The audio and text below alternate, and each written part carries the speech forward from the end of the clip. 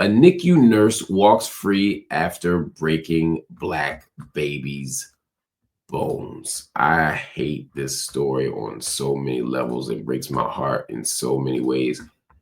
But I gotta tell you the story. A NICU nurse accused of breaking baby's bones just walked out of jail. And the parents, as you could imagine, are furious. The woman's name is Erin Stratman. She's a 26-year-old nurse, and she's facing felony child abuse and malicious wounding charges after hospital surveillance. This isn't word of mouth. This isn't speculation. This isn't an innuendo. After hospital surveillance allegedly caught her manhandling a Black newborn. She's the only suspect in a case involving 7, not 1, not 3, not 5, but 7 Black NICU babies with fractures and bruises between 2023 and 2024. You know, both of my daughters spent time in the NICU. The NICU stands for Neonatal Intensive Care Unit. It's the ICU for babies. Most NICU babies go within 24 hours of birth. Both of my kids did. Both of my daughters did. My daughter stayed for about a week. My son stayed for 61 days. He didn't come home for 61 days. And when he was born, he was 31. He was 3 pounds. He was 3 pounds and like 8 ounces or something. 3 pounds, 11.6 ounces. My daughter was 6 pounds, 8 ounces. These are tiny people.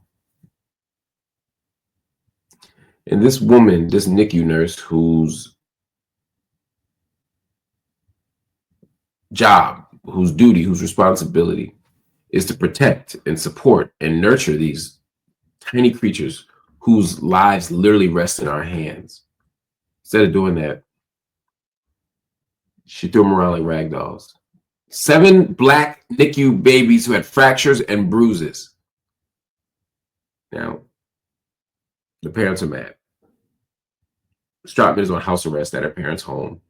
She's banned from being around children. She can't be around children. She also can't be around vulnerable adults. She's clearly seen as a threat. Her mental health evaluation has been sealed. Her text messages have been sealed. We don't know a lot about her. We do know that she was given a $25,000 bond. Now, I'll be honest with you. I'm a prison abolitionist, so I don't want to see bail used as punishment. I want to get rid of the cash bail system. I'm not mad that she got bail. I'm honestly not. I don't like it. I'm not happy she got bail, but I'm not mad she got bail.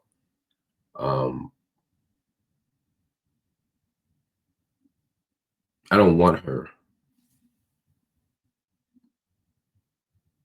to become a distraction to a fundamental issue with the criminal legal system and the criminalization of everything, and the prison industrial complex and the ineffectiveness of the cash bail system. There's all these things that we need to really be dealing with. And I get how an emotional case like this can make you be like, lock her up, no bail. Same thing with killer cops. When a cop gets killed, I hear people say, give him $10 million bail or something absurd. Those things don't help us. Those things don't. First of all, if a cop gets that, or a white woman like Erin Stratman get that, what do you think we gonna get? What do you think Black people gonna get? What do you think everyday citizens gonna get? That said, the criminal legal system is not filled with abolitionists. The judges aren't abolitionists. The juries aren't abolitionists. The grand juries aren't abolitionists. The prosecutors aren't abolitionists. And they very routinely lock up Black people for the same thing that Erin Stratman is getting a pass for in terms of bail. So I understand why the parents are furious. If it were my child, I don't know what I would do, but I do know what I would feel. And watching a white woman get a punishment. Well, I don't say a punishment yet, because it's not a punishment yet, right? But watching her get a certain kind of response from the court that a Black person would never get. Can you imagine a Black nurse who broke the bones the bones of white babies. Can you imagine 7 white babies showing up? I mean, again, we're talking about babies that are a day old, an hour old, a month old, babies that weigh 2 and 3 and 4 pounds. Can you imagine 7 white NICU babies having multiple fractures and bruises? And a black woman is caught, or a black man is caught, a black woman or man is caught on video manhandling those children, and we see why they get it.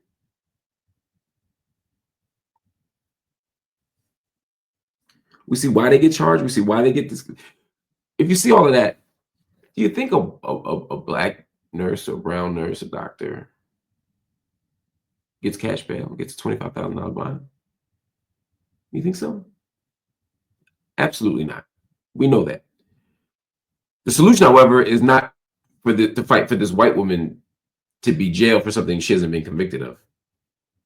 The fight is to create situations where the black people don't get locked up because they're too poor to be free. Where they don't succumb to the same cash bail system that killed Khalif Browder. So where they don't get adjudicated guilty before they ever have a due process in practical terms. This is what we have to fight. That is the fight. But make no mistake about it. While I don't want Aaron Stropman to get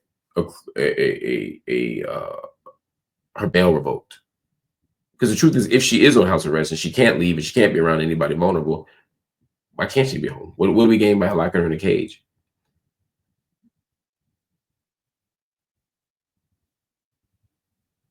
But my God, I don't want her bail to be revoked, but I wouldn't lose an ounce of sleep if it did. I have no sympathy for this woman. I have no regard for this woman. I have no respect for this woman. I have to assume that if you're abusing 20-day-old babies and 7-day-old babies, I have to assume that if you're breaking the bones and fracturing the body parts of literally the most vulnerable human beings in the world, then you're not well. So I hope she gets the treatment she needs. I hope she gets the care she needs. I hope she gets medical interventions. I can want all of that for her, but I still won't lose no sleep if anything happened to her. I'm not telling y'all to do anything to this woman. I want y'all to leave this woman alone. Let the processes prevail. But my God, what a painful story.